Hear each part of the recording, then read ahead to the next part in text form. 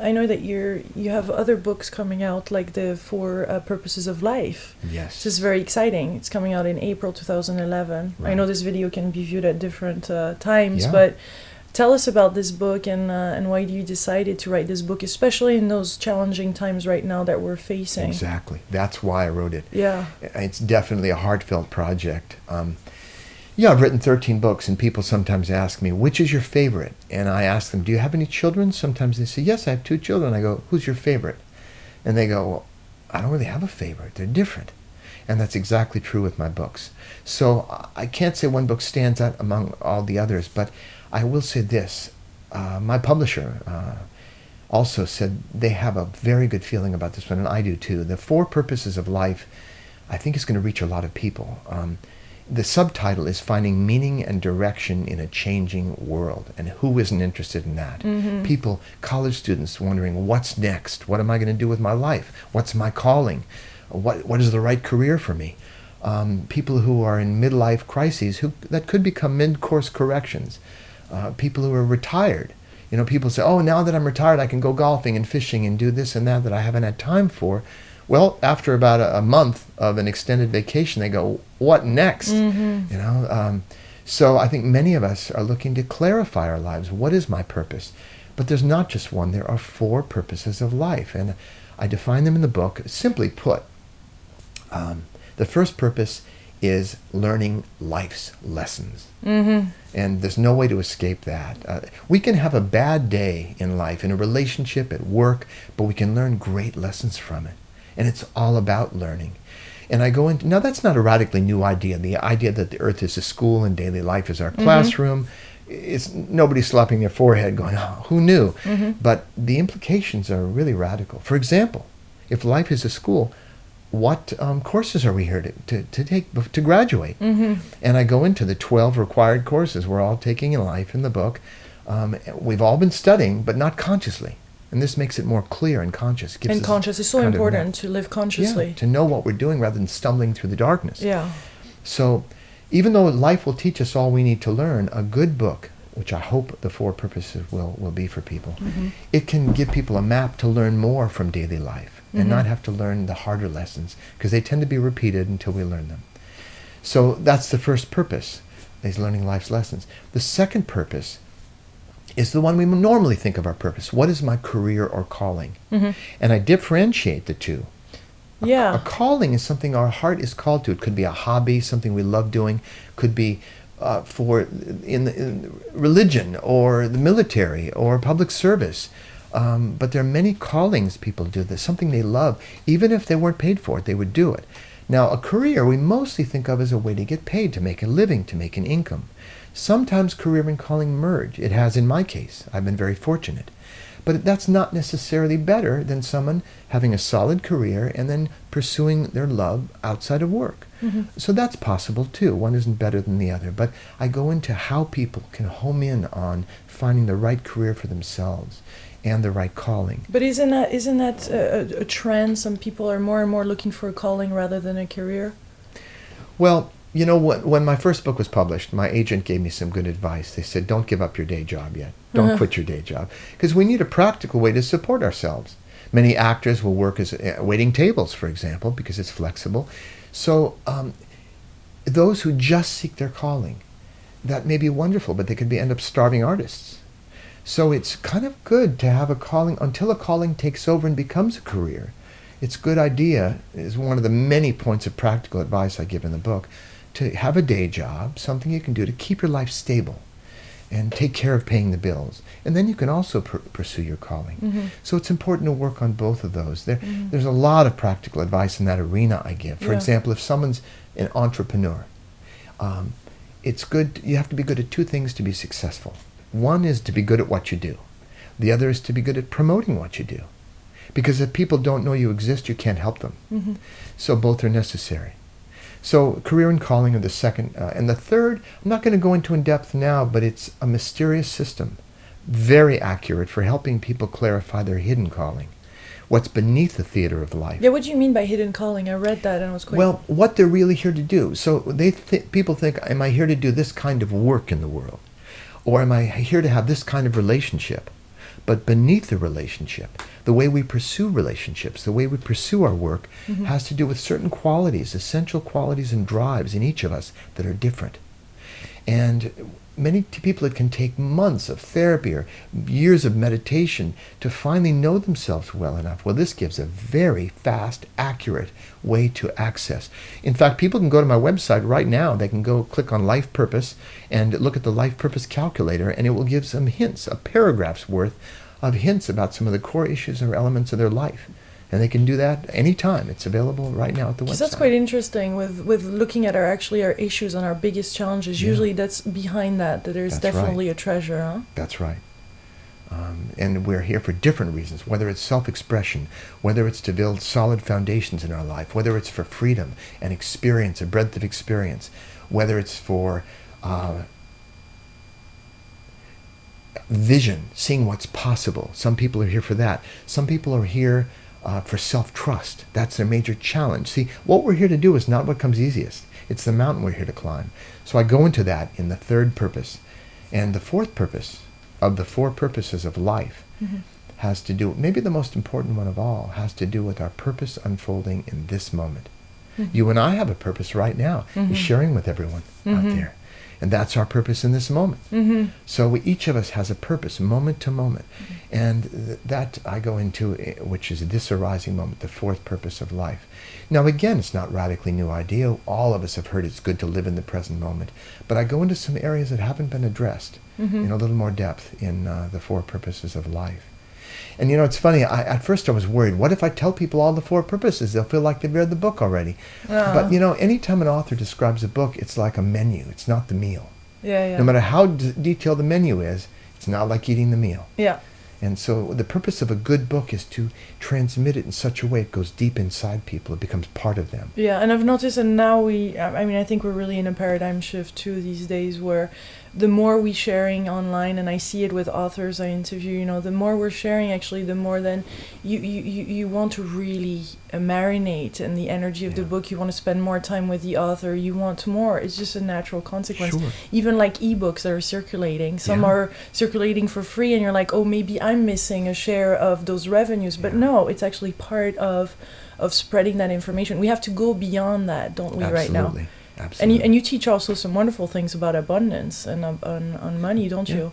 Well, the larger picture of abundance, many teachers do that, so I don't emphasize it. But yes, I certainly do address that.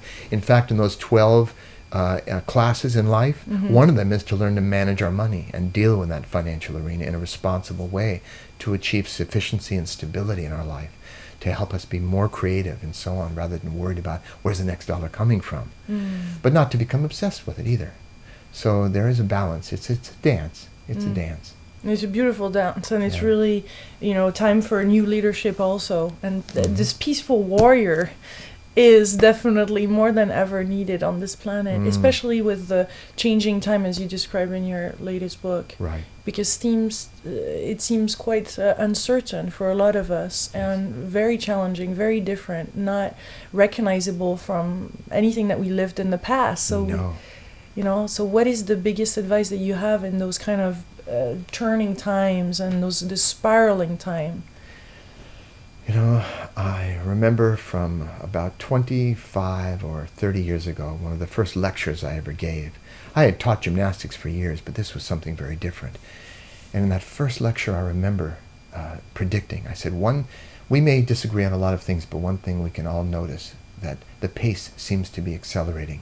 The energy seems to be building.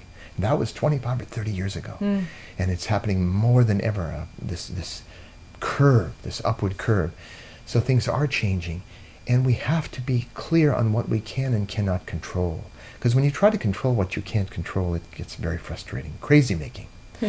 So the one thing we can control is this moment. We can focus on this moment. We can handle this moment. Mark Twain once said, I've had many troubles in my life, most of which never happened. Because most of our troubles are in the past and future, imagination, memory. So the past and future are nice places to visit, but we don't want to live there. So by focusing on what we're doing in this moment, the moment of reality, is a big help. Also recognizing we have more control over our actions than trying to fix our minds and emotions, as I mentioned, is very helpful. One bit of advice, a reminder I offer in the 4 purposes of life, is that life comes at us in waves. We cannot control the waves. They're going to come as they will, but we can learn to surf. And that's the best thing, is to apply the law of surrender, the law of acceptance. How can I make use of this moment? It's not about passively tolerating injustice or bad things or becoming a doormat. It's about being like a good martial artist. When a force comes at them, they don't resist it, they use it to make it over their way. So by learning to surf the waves, we learn to use them and go for the ride. And that's really the best way to maintain our stability. Because many of us are rocking back on our heels every blow, every new circumstance. How did that happen? Whether it's international news or in our own family. Especially in our own backyard. In our own backyard. Sometimes things happen that we don't like. Stress happens in our lives when our mind resists what is. Yeah. When we learn to accept what is, we don't have to pretend to like it all the time, but to remember every difficulty, every adversity we face is going to make us a little stronger, a little wiser, maybe even more compassionate, expand our perspectives. And we can all know from the past that's what's happened. So it's good to keep that thread of attention. We don't have to pretend to like it, but we roll up our sleeves and we address it. Yeah, because in that moment, I guess as an athlete, when you were doing this trampoline and the gymnastics, I guess you get into this moment where you need to tap in this energy, you need to switch, you need to go beyond, you need to open up all of a sudden. Oh, yeah. And it happens in seconds, doesn't it? And we need to learn from people like you. Yeah. Yeah. I'll tell you, this is a true story. When I was at the World Championships in London, England, at Albert Hall, I was just starting to jump to do my routine. And I won't go into the long story, but I changed the routines. We did many routines that day against different people, like a tennis tournament kind of. And I went up in the air for my first movement, then I did my second movement, then I completely forgot my routine. I had no idea in midair what I was going to do next. And often I could have just landed and stopped, but my body kept going. It just kept going. And I made up the routine as I went along. Anybody who's done trampling knows that's crazy. But I ended up landing the right number of bounces, stopped, and then they said, you won. But that's, we hear about the zone. Many people talk about flow or being in the flow or in the zone. And I get letters from athletes, emails saying, how can I be in the zone all the time? And I go, good luck. I'm not in the zone all the time. I don't know anybody who is. But life is a series of moments, and we can increase those moments when we're in the zone by absorption in whatever we're doing. And I actually go into this in the 4 purposes of life. In the epilogue, I talk about the difference between doing and practicing. Most of us just do things. We do the dishes, we do the laundry. Automatically. When we sign our name, we just do it to get it done. The moment we shift to an approach to practicing life, practicing breathing, sitting, speaking, moving, signing our name, whatever we do, we begin to practice to see if we can refine it, if we can do it a little better than last time. And it pulls us into the moment. We become absorbed. For one of my earlier books, my publisher sent me in a box, before they'd put the book together, 4,000 first pages of the book. So I had 4,000 first pages. They said, would you please sign these? So I spent about 2 days, like a meditation, signing my name to one first page, taking a breath, taking the second page, signing that, 4,000. And again, it's like a meditation. But because I was trying to make my signature a little smoother each time, it seemed to work out. So you deepen that as a practice. You make everything a practice then. Rather than just get it over with. Yeah. And I don't do it perfectly. People have asked me, Dan, have you mastered all that you teach? And the answer is no. No, we're all in the same boat. But I'm practicing sincerely. Yeah. We're all in this together, that's for sure. Yes. But if I weren't at least a good example, not a perfect one, but a good one, I wouldn't have any point in teaching. So I have to practice very sincerely in order to speak with some authority.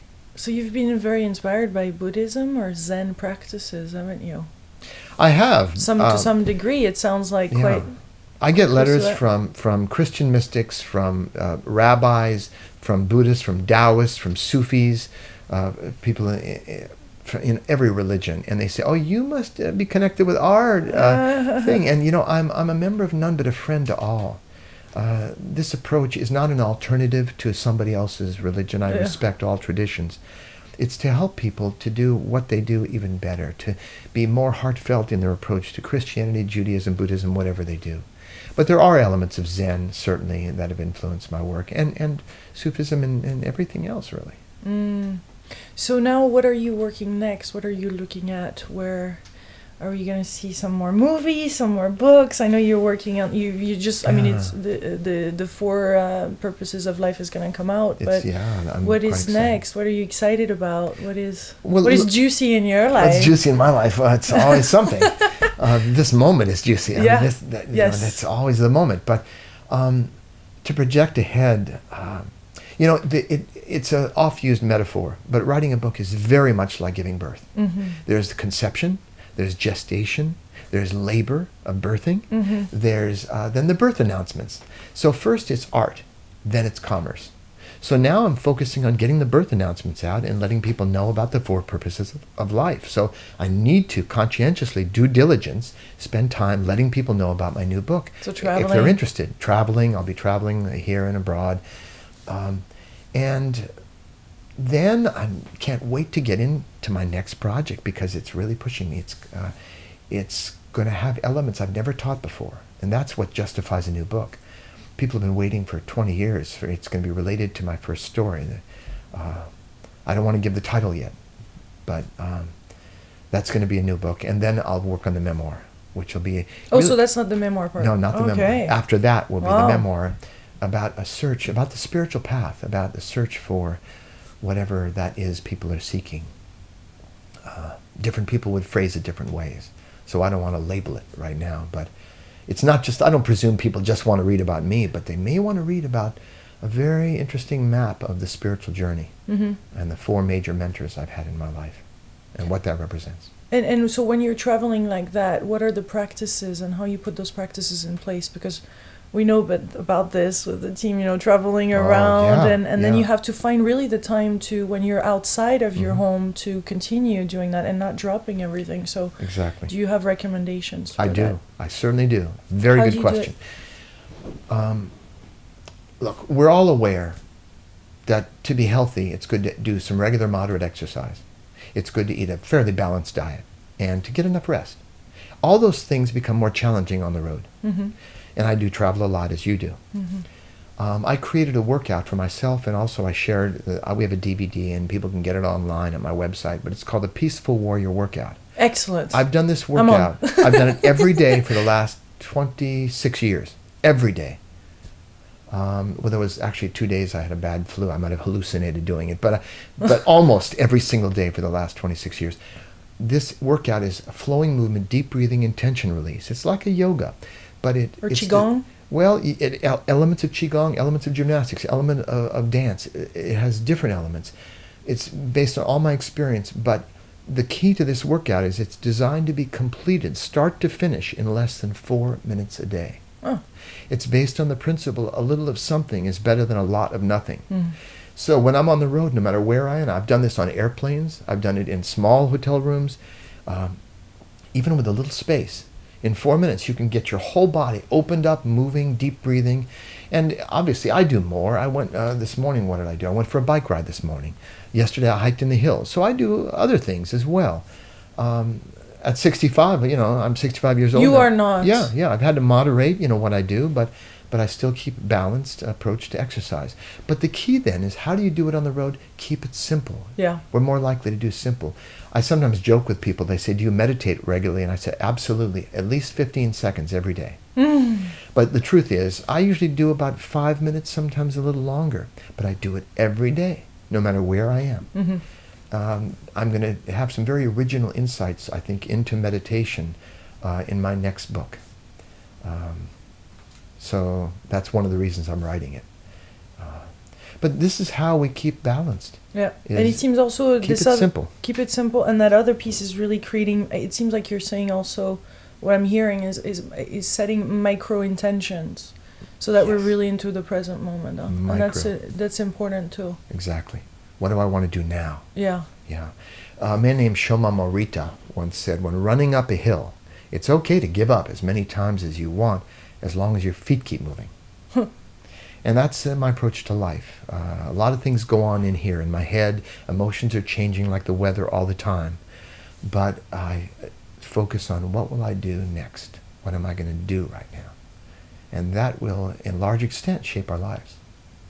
Beautiful. Thank you so much for this moment. Yeah. Thank you. Is there something else that we maybe have missed or haven't asked you about that you That think felt is like really... a perfect spot. Yeah, perfect. Thank you, all my beautiful co-creators. This is another juicy conversation, this time with Dan Millman. This is extraordinary to spend this time with you. Thank you. My pleasure. For sharing your wisdom with us. Yeah. And I like your crew here, too. To Pete, Celine, and Sergey. Yes. Much love. Bye-bye.